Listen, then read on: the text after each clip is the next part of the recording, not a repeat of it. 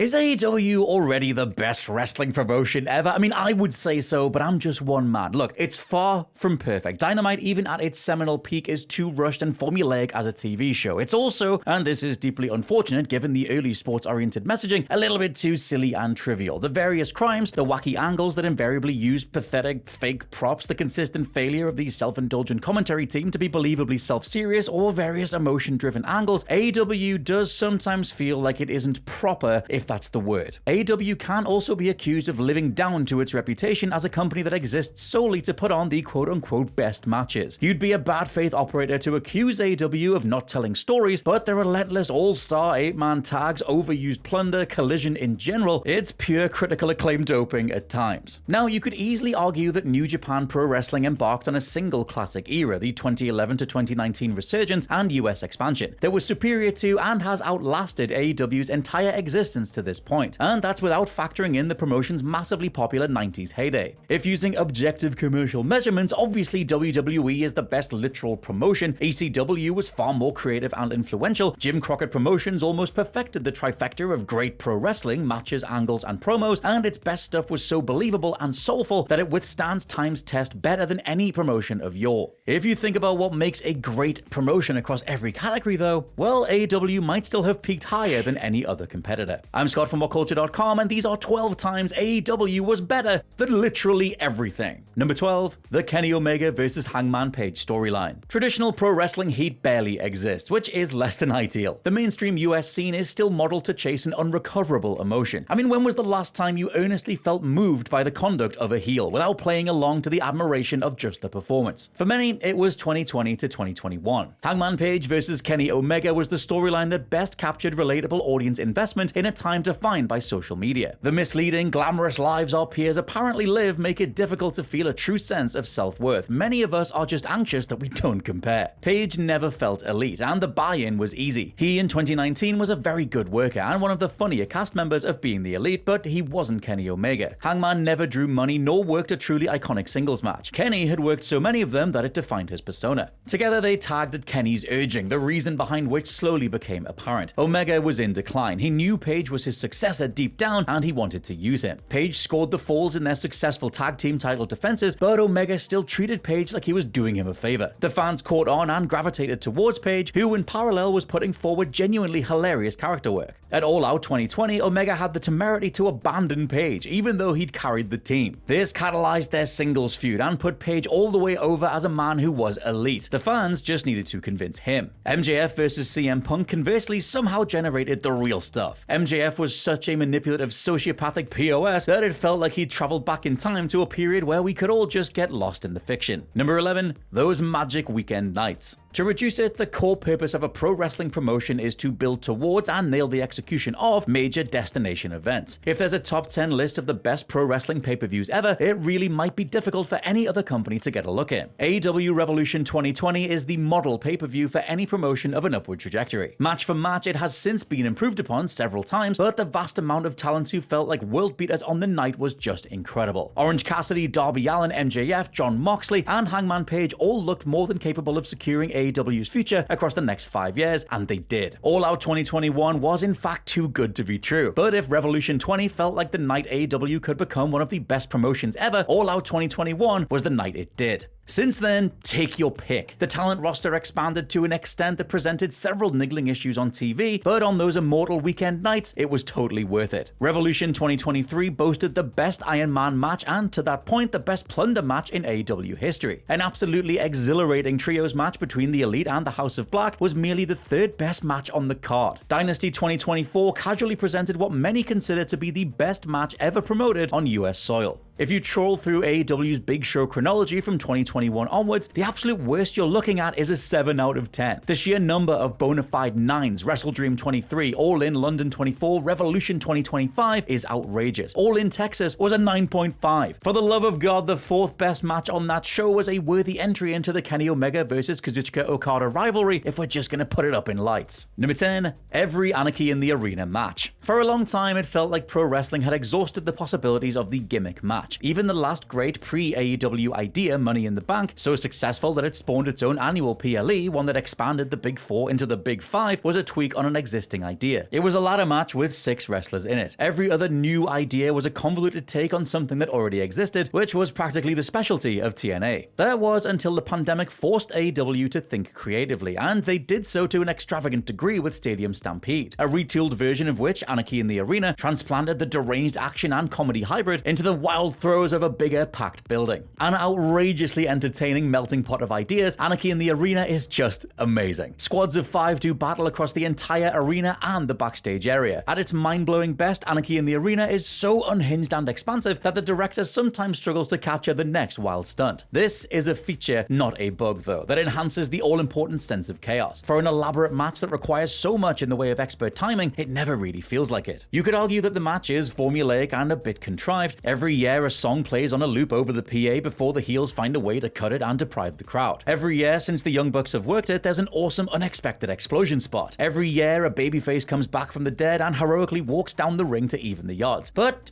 this is Wrestling Christmas. You do the same things every year precisely because they're so good. Anarchy in the Arena is the last great gimmick match, and very possibly the best. Number 9, Sting's retirement run. The major Puro leagues know their way around an epic, emotionally draining retirement run and ceremony. WWE did a near-perfect job with Ric Flair back in 2008, even if the man himself removed all heft and meaning from the occasion by doing 4 consecutive jobs to Hulk Hogan in Australia just a year later. Mostly though, the retirement gimmick is just that. It works, it draws, but nobody takes it too seriously. Sting's retirement run was as incredible as his wonderful AEW chapter. It all worked to a frankly magical extent. AEW Sting was 2 men at once, the icon rendered timeless through the painted face and the expert smoke and mirrors party matchmaking, and a visibly old man in his 60s whose unhinged bumps ranged from electrifying to terrifying. He was once a genuine superhero and a man drenched in pathos all at once. This was explored to genius effect against the Young Bucks at the site of his retirement, Revolution 2024. The Stinger popped the Greensboro crowd with his superb no-sell fire-up spots, but he also bumped on glass. This was inspired since his partner Darby Allin had set the tone by taking the more dangerous version earlier in the match, writing him out of it until the finish. Sting prevailed, finding the wherewithal to avenge the Bucks, who had bloodied his family soon after his father's passing, the chilling revelation of which on Dynamite might have informed his best promo ever. Sting rafter dropped into a death match in what was the perfect summary of his best WCW and AEW output. There's a reason everybody says they want to go out like Sting. Number 8, whenever the stories earned their moments. You watch professional wrestling to feel bad or scared and then to feel good. The feel-good moment should not be manufactured. It should be the result of careful, agonizing, well-thought-out storytelling. And for a promotion that some insist tells no stories, the sheer volume of earned, jubilant, feel-good moments is the best proof that that take is the dumbest one around. Take, for example, the I Need My Older Brother reunion between the Rhodes brothers at the inaugural Double or Nothing. That set the tone for AEW's cathartic creative model. Since then, AEW has not created, but rather arrived at genuinely stirring and rewarding conclusions that became moments. The success of Hangman Page's quest to prove himself elite at Full Gear 2021, Swerve Strickland taking the spot he promised was his and making black history at Dynasty 2024, Bryan Danielson finally showing the ambition to win the big one at Wembley, powered by the love of his daughter stationed at ringside, Sting proving that he actually was a superhero all along by winning his retirement match at Revolution 24, the Acclaimed winning the tag team titles after they'd fought to become the most over act in the company when opposed by the most competitive field ever of major star names and genuine living legends, Hangman Page soaked in tears ready to prise open the briefcase at All In Texas to retrieve his 2nd world title, quite possibly thinking that his real-life feud with CM Punk meant that AEW might never have such a moment in AEW possible again. Number 7,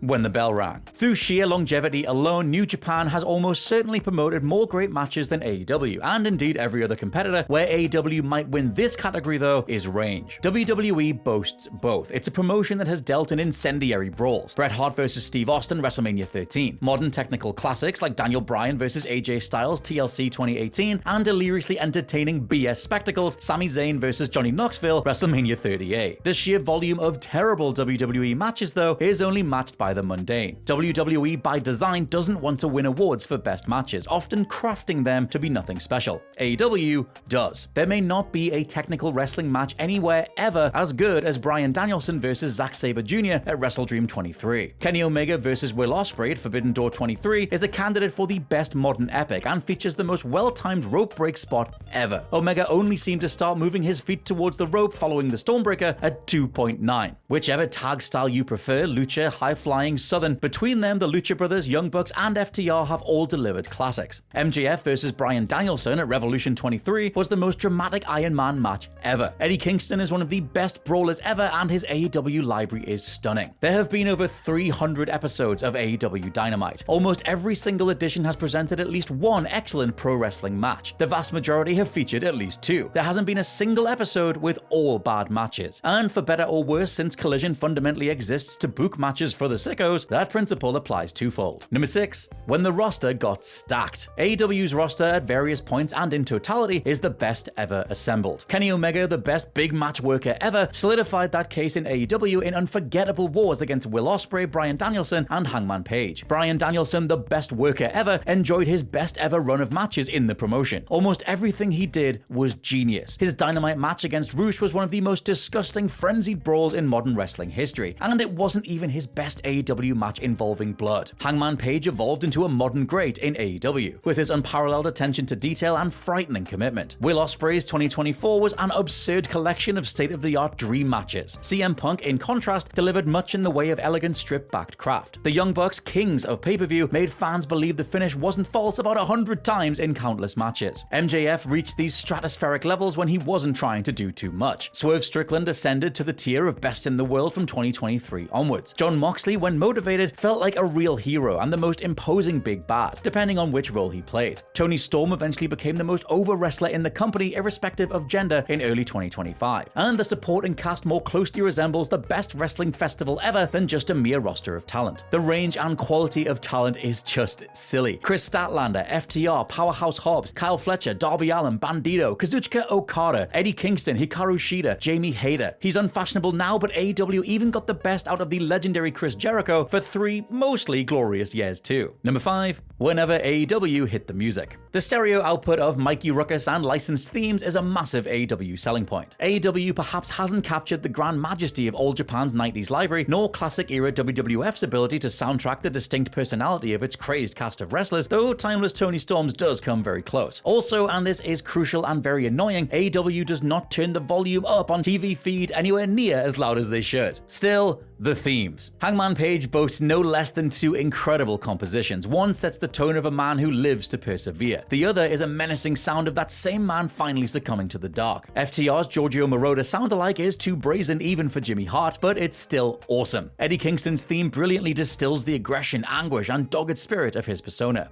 Brody King's own God's Hate face melter is as hard as any wrestling theme ever. There are other infinitely more significant reasons to wish Cast and Adam Cole return. His incredible theme remains one of them. AEW can't claim credit for many themes, which were ported across from other promotions, but they still play them. This is a promotion blessed with blaring out Katsuyori Shibata's theme, The Pixies, and Willow Nightingale's 5-star bop on the same night. Tony Khan's love of the game is so ardent that he'll spend appalling amounts of money to make the moment soar as highly as it should. The Darby Allin balcony dive to the final countdown, that was just sensational. Number 4. Whenever Tony Khan wasn't a typical Carny.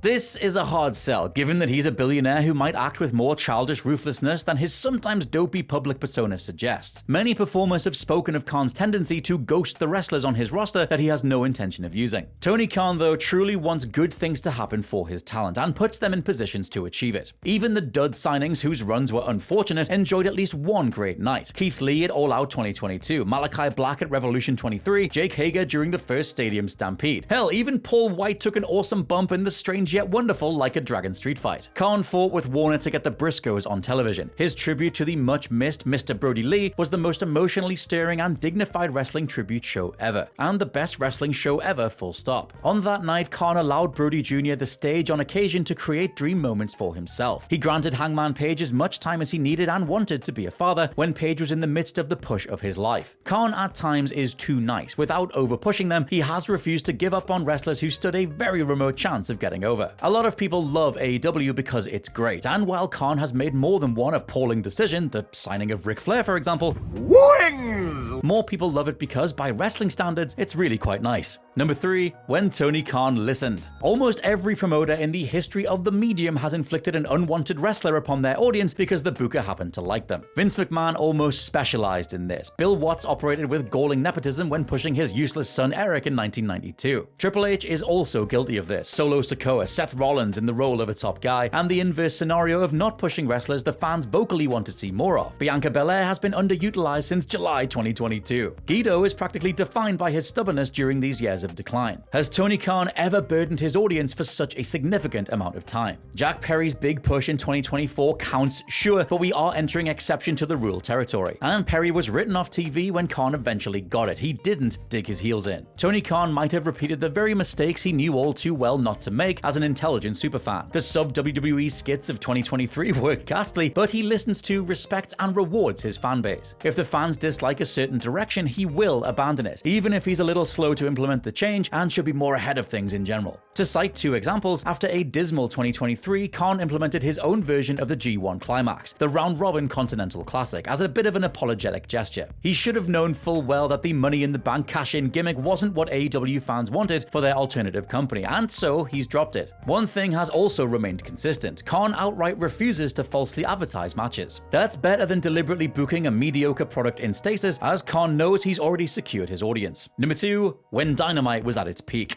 Yes, Dynamite is rushed. Yes, Dynamite too often features matches that are predictable. It's not inaccurate to state that up to 90% of them have a clear favorite who ends up winning in the end. Yes, match quality is too often emphasized over the emotional investment of who actually wins and loses. Can you even remember the winners of the All-Star 8-man tags that are nakedly designed to get a 4.5-star rating? Sure, the commentary is all too trivial. It's not remotely ideal when the booth is missing an ill-tempered post-prime Jim Ross to ground things. Dynamite remains the best episodic TV wrestling show of all time, though. Peak Mid-South had better angles and gripping show-long storylines, ditto Jerry Jarrett's Memphis TV, but neither had a match as good as Kenny Omega versus Bryan Danielson, or Will Ospreay versus Darby Allin. Peak WCW Nitro was incredible, powered by a constant thread of mystery, cool new character archetypes, and bombastic action set pieces, but even then it was bloated and convoluted. A lot of the vaunted cruiserweight action was more refreshing then than great now. WWE Raw has ranged from the best and worst TV wrestling ever, the most wildly uneven show of all time, and it was the latter well over half the time. Hangman Page's epic, super detailed, emotionally torturous arc played out over Dynamite. MJF's phenomenal plots between 2019 and 2022 made for genuinely unpredictable and compelling TV, in a much-needed contrast to the endlessly great in-ring fare. The names plucked for the labors of Jericho, the stipulations set out for Cody Rhodes, the 7-star rivalry with CM Punk, all were great actual television. Whatever's good about wrestling TV, AEW Dynamite at one point or another perfected it. And number 1, whenever AEW built a major match. Truthfully, while AEW has broadcast some of the best promos in wrestling history from 2019 to 2025, Dynamite hasn't featured anywhere near enough. The emphasis on action is AEW's key selling point, and that is astute given the competition they face. But it's hard to shake the idea that such a high concentration of matches could mean so much more if AEW just stuck a microphone in front of some of the best talkers more often. CM Punk is definitely one of them, and his stuff was sensational. The signature venom was still there, the wisdom of his old man character at times profound. Jon Moxley knows his way around a graphic threat with a screenwriter's panache. Hangman Page's rhythm is outstanding. His fiery self-belief works so well since he's careful to be meek with his opening comments. Eddie Kingston and MJF need to feud at some point over the next few years because holy hell, together they occupy the perfect face versus heel match graphic. Just imagine what that would look like, or better yet, sound like. What's more irritating about AEW's relative lack of interview segments is that it's a promotion in which so many people find themselves. Will Ospreay had improved a lot in New Japan, but in AEW he evolved into a man drenched in offbeat charm and irresistible determination. Toni Storm was a dork before joining AEW, but now she's one of the funniest wrestlers ever. Ricochet was defined by how terrible he was on the stick, but he exudes confidence in 2025. AEW might not be the best ever promotion for interviews, but it's not far off, and it could easily become it, rounding out the entire argument that myself and Michael Sidgwick on the script have just put forward.